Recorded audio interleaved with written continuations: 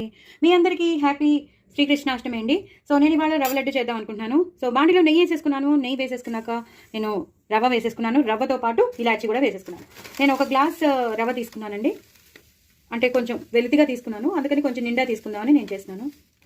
శ్రీకృష్ణుడికి నైవేద్యం పెడదామని నేను రవ్వ లడ్డు చేస్తున్నానండి. సో వేసేసుకున్నాను కదా. ఇప్పుడు నేను ఇలా వేయించేస్తాను. నేను చెప్పాను కదండి ఇలాచి వేసానని. నెయ్యి వేసాను, ఇలాచి వేసాను, రవ్వ వేసాను. రవ్వ మాత్రం బాగా వేగాలండి.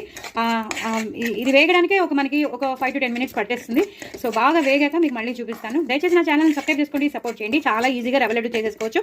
ఎంత ఈజీగా చేసుకోవచ్చు అంటే అంత ఈజీగా చేసేసుకోవచ్చు. సో అన్నీ నేను వేయించి పెట్టేసుకున్నాను. జీడిపప్పులు, కిస్మిస్లు అన్నీ వేయించి పెట్టుకున్నాను. సో అవన్నీ మనం వేద్దాం. పంచదార కూడా వేసేస్తాను, కొంచెం పాలు పోసేసి చేసేద్దాం. సో ఇదొకటి వేగడానికి టైం పడుతుందండి. ఇది వేగాక మీకు మళ్ళీ చూపిస్తానండి. చూసారు కదండి, బాగా వేగాలండి. ఎంత వేగితే అంత బాగుంటుంది. తొందరపడి పచ్చిగా ఉన్నప్పుడే మనం చేసేసామనుకోండి రవ్వ లడ్డూలు పాడైపోతాయి. సో ఎంత కమ్మటి వాసన వచ్చే వరకు బాగా వేయించాలి. అవన్నీ ఇలాచీలండి, ఇలాచీలు వేసేసాను. మళ్ళీ ఇంకొంచెం ఇలాచీలు వేసేస్తాను. ఇంకా లాస్ట్లో పౌడర్ అనేది ఇంకేం వేయట్లేదు నేను. ఇంకొంచెం యాసిడ్గానే మేము తింటామండి. మాకు యాసిడ్గా ఇష్టం. మాకు యాసిడ్గా ఇష్టం లేదు అన్న వాళ్ళు ఇలాచీ పౌడర్ వేసుకోవచ్చు. మాకు యాసిడ్గా ఇష్టం కాబట్టి అది పంటి కింద పడితే ఒక మంచి ఫ్లేవర్ వస్తుంది. సో మాకు అలా ఇష్టం కాబట్టి మేము ఇలా చేసుకుంటాం. పౌడర్గా వేసుకునే వాళ్ళు పౌడర్గా వేసుకోవచ్చు. ఇది బాగా వేగిపోవాలండి. వేగిపోయాక మీకు మళ్ళీ చూపిస్తాను. సో బాగా వేగిపోయిందండి. ఇప్పుడు పంచదార వేసేద్దాం. నేను 1 గ్లాస్ రవ్వ తీసుకున్నాను. 1 గ్లాస్ రవ్వకి నేను కొంచెం రవ్వ ఎక్కువ వేసాను. హాఫ్ గ్లాస్ కన్నా, అంటే 1 గ్లాస్కి తలగొట్టినట్టు 1 గ్లాస్ ఫుల్ కొంచెం వెల్తిగా తీసుకున్నా. పంచదార వేసేసాను. ఇలా బాగా కలిసిపోవాలి. ఇప్పుడు నేను కొబ్బరి ముక్కలు కూడా వేసేస్తున్నానండి. నేను కొంచెం నెయ్యి వేసేస్తాను. ఇంకా మళ్ళీ వేయడానికి ఉండదు.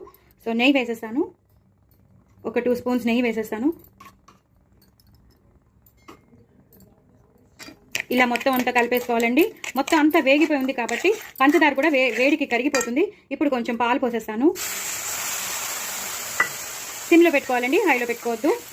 కొంచెం పాలు పోసేసి ఇప్పుడు నేను వేయించి పెట్టుకున్న కొబ్బరి ముక్కలు, అలాగే జీడిపప్పులు, అలాగే బాదం పప్పులు, అలాగే మామూలు కిస్మిస్లు, నల్ల కిస్మిస్లు ఇవన్నీ వేసేసి ఇలా కలిపేసుకోవాలి. ఇది చల్లారాక మీకు రవ్వ లడ్డు అయిపోయిందండి. మిక్స్చర్ అయితే అయిపోయింది. రవ్వ లడ్డులు చేసేటప్పుడు మీకు చూపిస్తాను.